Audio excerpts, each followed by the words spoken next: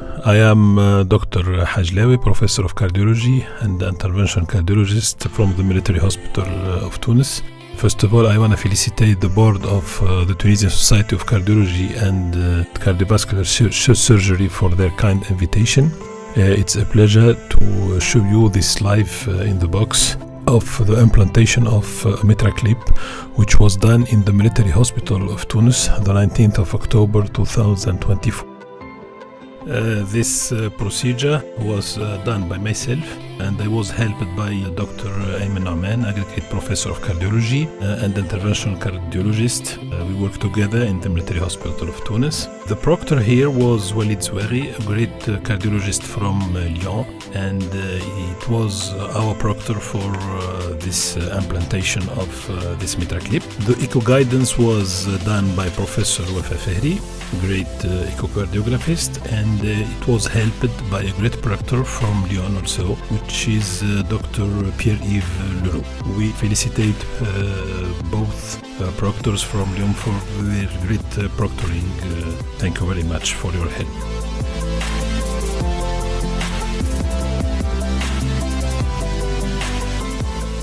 The patient is 76 years old. He has hypertension, atrial fibrillation, and COPD. He was diagnosed with severe mitral regurgitation. We discussed it with our colleagues from the surgery department, and they found that it's a patient with a high risk for surgery. So that's why we decided to implant a Mitraclip in this patient.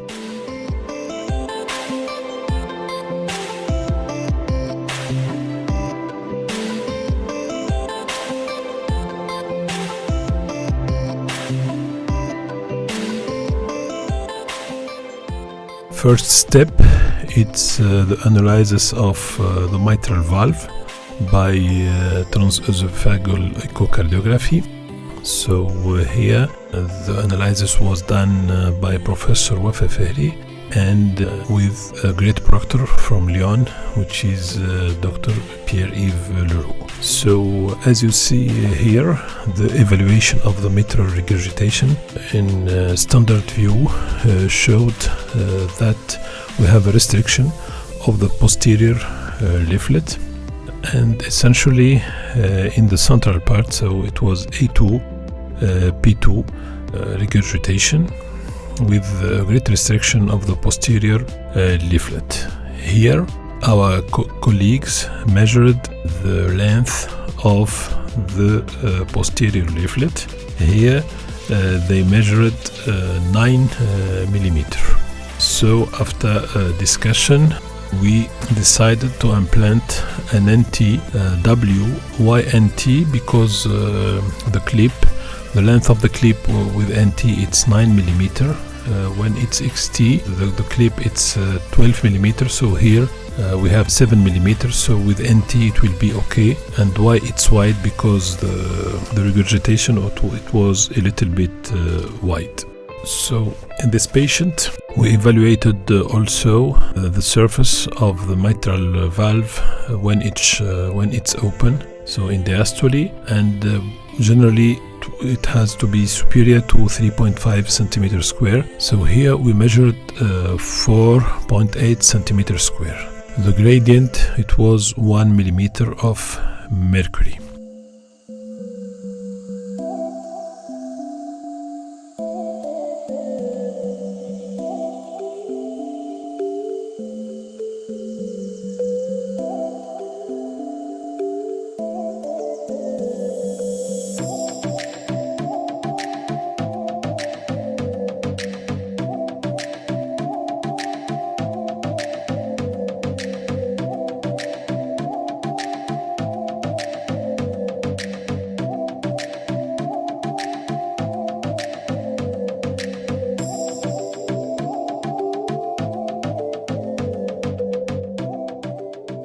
Also, Before the implantation, we analyzed here the pulmonary flow with, as you see here, S-wave in the left pulmonary vein, which was very small, and also in the right pulmonary vein we have a very small S-wave.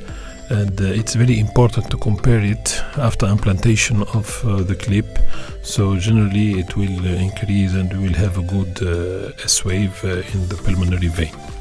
Generally, clip, it will reduce the surface of the mitral orifice by 50%. So that's why we will put only one clip here because of the surface, which is 4.8 centimeter square. Here we will show you all the steps.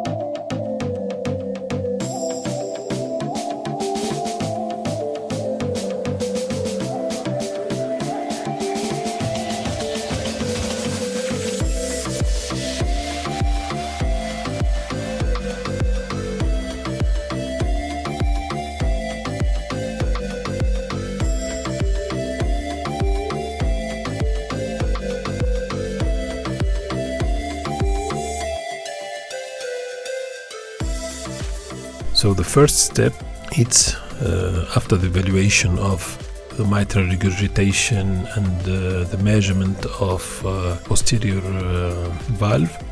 Here we perform the transseptal puncture. The transseptal puncture, when we perform it, it has to be done under TEE guidance. And here we have two things which are very important.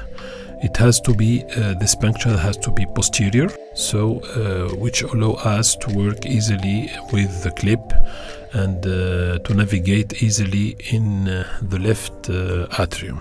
The two views that we use when we perform the transseptal puncture are the bicaval view and the short axis view. So as you see here, we did the puncture posteriorly and we measured here 43 millimeter, which is okay, which will allow us to navigate easily in the left atrium.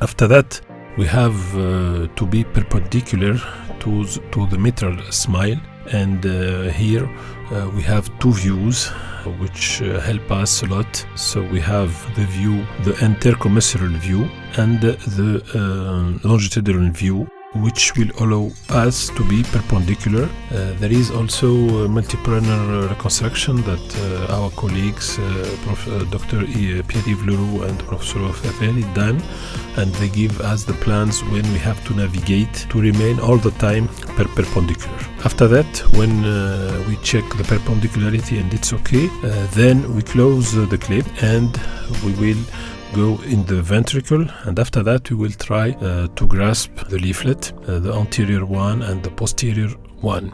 And here we use also two views, which are the intercommissural and essentially the longitudinal view, which will allow us to do the grasping. After grasping the valves, we close a little bit the clip and we check for the gradient. Here, as you see, the gradient is 4 mm of mercury. Generally, we must have a gradient less than 5 mm of mercury, so here it's okay. And we check generally the pulmonary veins, and here, as you see, we have an increase in the S wave of the pulmonary vein.